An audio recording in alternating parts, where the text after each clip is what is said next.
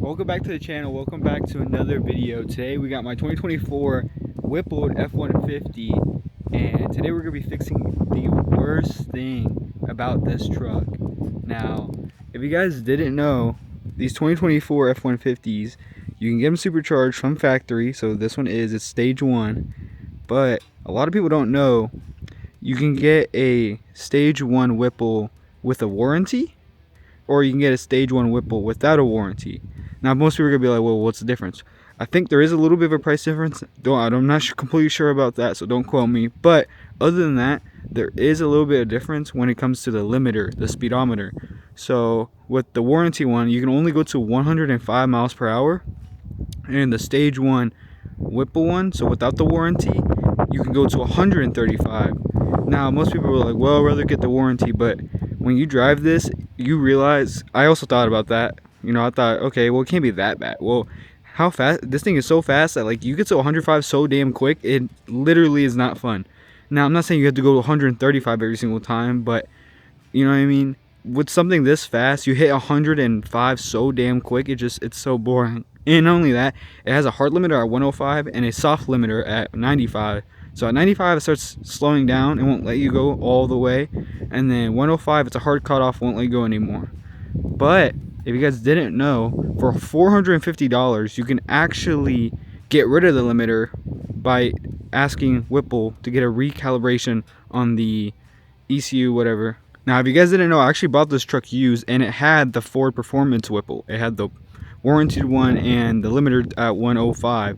And, you know, I don't really care about the warranty. Not only that, I've heard the warranty isn't really good either. There's like a price threshold they won't even pay you out. Not only that, it just won't warranty things. If they see you beat on it, you hit limiter a lot of times, you're constantly like revving it out a lot, they won't do it. So I don't really think it's worth it. When it comes to fast vehicles, fast cars, fast trucks, you know, you got to pay to play it. So there's really no point of half-assing it. I'd rather have all the fun if I'm paying this much money for a damn truck that's, you know, made for performance. And for you guys, I want to get a stage 2, which has a little bit more horsepower. That one doesn't have a warranty, but it also doesn't have a 105 limiter. So that one has a 135 limiter, but, you know, more horsepower. And everyone knows stage 2 doesn't come with the warranty anyway. So the first thing you want to do is locate your OBD2 port. So it's down here. It's that white one down there. So whenever you get a Whipple, they give you this too, the Tomahawk V2 for the 2024s. And I already actually flashed it. The files became corrupt, so I had to re-record this. But it's pretty simple. You would email Whipple. It is $450. You pay them. They're sending you a recalibration. So after you pay them, they're going to send you the recalibration. All you want to do is take out this SD card, plug it into your laptop or PC, whatever you have, and Whipple should send you a bin file right here. So after plugging in this old one, this SD card, it's going to have a similar thing called like Tomahawk, and it has these numbers, words, whatever, and it's a bin file. It's the only bin file on it. You want to delete the old one, and then proceed to download the one that Whipple sends you. And then after you deleted the bin, the old one, just transfer the new bin. It's gonna say almost the same stuff, Tomahawk whatever, and it's gonna be a bin file. After that, you want to just transfer that one from Whipple over back into the SD card, and that's it. After that, just put it back in the Tomahawk V2, plug in the OBD2 cord, plug, whatever the fuck it's called. And then you want to keep your door open whenever you do it. So keep your door open, and then it pretty much, you can ask Whipple for a step-by-step, but basically as soon as you plug it in, it says new update whatever calibration. You basically want to click enter, then it's gonna go start doing weird stuff. It's gonna start turning on and off and flashing it, and it's gonna have a timer, so just don't do anything. Don't try to start it. Don't try to start trying to press things and all that. And it should work after that. Then turn it on, and then boom, you have no more limiter. Now, if you're worried about the warranty, you're like, oh, what if my motor blows or whatever, these Coyotes are pretty reliable. The only problem is people try to do stage 1, stage 2, whatever, and run them hard, drive them hard, and they have factory cats on it. This one has velocity high flow cats, so it still has cats, but they're a little bit more or a little bit less restrictive. Now, for these coyotes and whenever they're boosted, you really want to get rid of the cats, because what's going to happen is if you drive this thing hard or drive it a lot, you're going to end up melting, blowing the cats, and then you're going to blow your motor up. So that's usually what warranty covers if something happens. Of course, little other things, but usually these things are pretty reliable, and in my opinion, there's really no point of ruining your fun with a 105 limiter. What the hell, you're gonna have a 700 horsepower truck and then have a dumb limiter? Like, what? That really doesn't make sense to me. Of course, there had to be a little downside to having a warranty, but you know, you gotta pay to play, or you can keep the warranty. It's really up to you, but the ECUs aren't tunable yet, so that's why a lot of people are like, well, I guess I'll keep the warranty, I can't really tune it. But that's what I thought too when I first got this truck. The problem was it got really boring really quick. Now, I'm not saying I go over 105 all the time, but it has a really soft limiter around like 90, 95, so it hits really quick, then it starts limiting power, and then like you can't really roll race, and you don't realize 700 horsepower, you get to 100 miles per hour pretty damn quick, and it's, you know what I mean, like, what? You can get like these other cars and all that, they usually go way higher, like 145, 150, like a M3, M4, whatever. So it is what it is, but you know what I mean, you really don't want to run these trucks for over like 145, 150 whenever you do tune them, because that's when drive shaft starts to get a little sketchy again. This is a truck, it has the aerodynamics of a, you know, brick. I think a cow has better aerodynamics than this thing. But yeah, whenever you're running over 140, I've heard of people's drive shafts like exploding, they over twist, something like that. So there's really no need to go over like 140, even 135. 135 is perfectly fine, and I don't think you really need anything more than that, especially on something like this. Alright, first startup. God damn, it's loud. It's about 20 degrees outside. Oh, never mind, it's 43. No way. Well, 43 degrees outside, still a little snow out, but first startup, sounds fine, everything looks fine.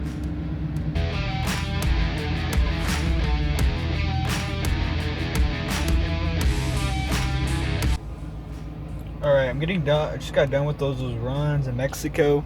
And this is a little PSA for anyone who has the F-150 with the Whipple. If you do have cats, even high flow cats, you really should be only doing a couple pulls before stopping, like straight up stopping, and letting it cool down, because it's exactly how you blow your cats, and then you're gonna end up blowing your motor. So just a little heads up, and trust me, you're better safe than sorry, dude. Like, don't try to run it too much, there's really no point. You're gonna end up blowing out the cats, and then you're gonna be out of motor. Even with the warranty too, because yeah, you have a warranty, you're not gonna pay for it, but what, you think Ford's gonna do it in a month? No, it's gonna take a while. So I don't know, I try to give 1 or 2, 3 runs, and then I pull over, cool down, I let the truck cool down, because I'm not trying to blow my cats. Also, anyone who is thinking about getting a Corsa Extreme exhaust, the side exit, the one in front of the wheel, I'm pretty sure one of the hangers, mine does, hits the frame. One of the hangers like hits the frame and it rattles, like it's really loud. Like, I'm trying to have it do it right now. You can kind of hear it.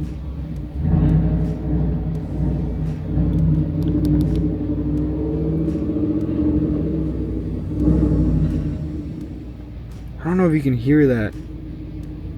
The frame rattles, or not the frame, the hanger touching the frame rattles, it kind of touches it, so I need to try to figure out how to like fix that up. And I actually don't know where. I just asked a couple of people, and they were like, yeah, that is pretty normal. Well, not normal, but I've had it happen, so I gotta look down there, because it literally sounds exactly like everyone who I've asked who has that same sound with this exact exhaust. You have selected the Ultimate Car Wash. Please place the card in $50. Yeah. Your card could not be read. Please swipe again. Please wait while if you would like a receipt, press refund now.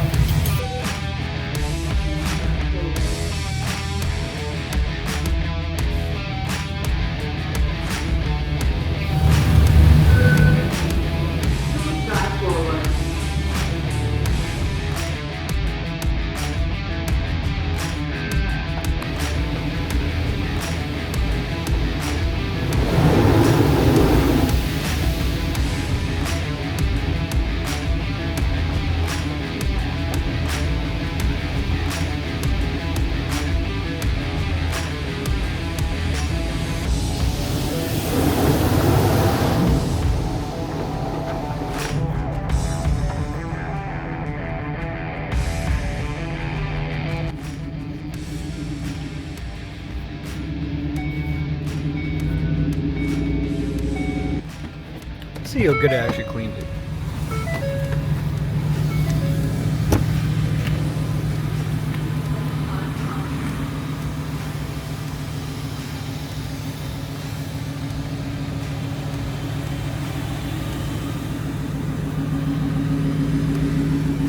It's the only damn car wash that actually works and cleans my shit pretty well.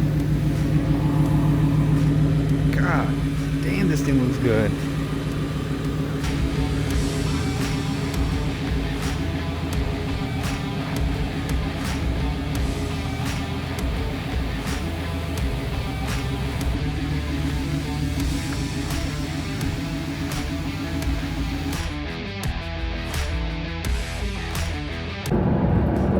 Alright, so I've been driving to Mexico a couple hours, and remember, in Mexico they don't have traffic, or they don't enforce traffic laws, so I get some 60 to 130s, which is I think a pretty normal thing. Pretty much everyone does 60 to 130s now. So this thing has a limiter at 135, so 60 to 130 should be fine. We'll see what it runs. I'm thinking it probably run like an 8, 9. This thing does weigh 4,800 pounds, full sound system, hitch, tire, me in it, carpet, plus it's a truck, so it also has bed liner, so it is a little heavy, but not too bad. But I'm really hoping for like a low 9, high 8. I think this one should run, so we're about to hit a good spot where we can do 60 to 130 and I might get it on the draggy, so.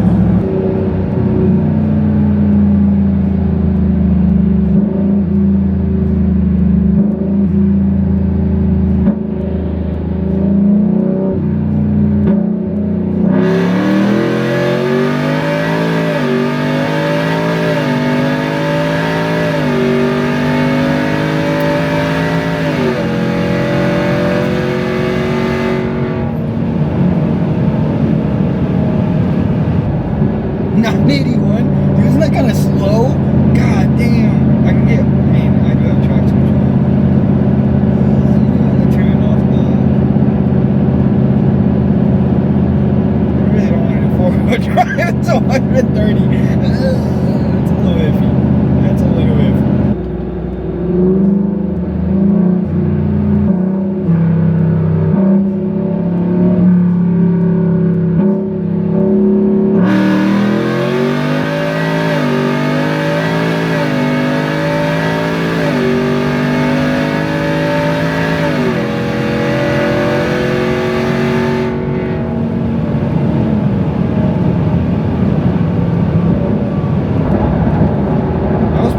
Quick. 9.88. No, never mind. 9.68. I don't know. I got a lot of you. It's a little slower. I will say that I feel like it's, I don't know. It's not really pulling like after 120. It honestly like starts like, I don't know, it sounds like it's cutting fuel. So I mean the limiter is 135, but like it doesn't feel like. I feel like he might be cutting it a little early. 9.68. I thought mids to low 9s would be good, but I mean that's still pretty quick. Again, tuning's not available, so this thing's on 93 with octane booster, so it's really not that bad. Plus it's a truck, so aerodynamics will fucking break. So yeah. It really isn't that bad. I mean, it's a 700 horsepower with a warranty truck. Well, this one doesn't have a warranty, but you know what I mean. I mean, you're beating Mustangs unless they're boosted. I mean, Hellcats, I don't think you're beating a Hellcat. I will say that it is 40 degrees, 30 degrees, and that's not four-wheel drive. That's two-wheel drive with traction control. It did cut power a little bit, so we probably could go a little faster, but I don't really want to risk it because I feel like it might spin a bit, and I don't know, I just don't want to risk it right now because it is still a little cold. So whenever it's warmer, I'll do another one, and I mean even then it'd probably be what, max 0.2, 0.3 second difference. So I mean, not much of a difference, so it's really not that bad. So 700, and then this is only stage 1, and stage 2 is faster. So if you guys that that have stage 2, you will be a little bit faster. So yeah, but really not that bad for the ECUs still being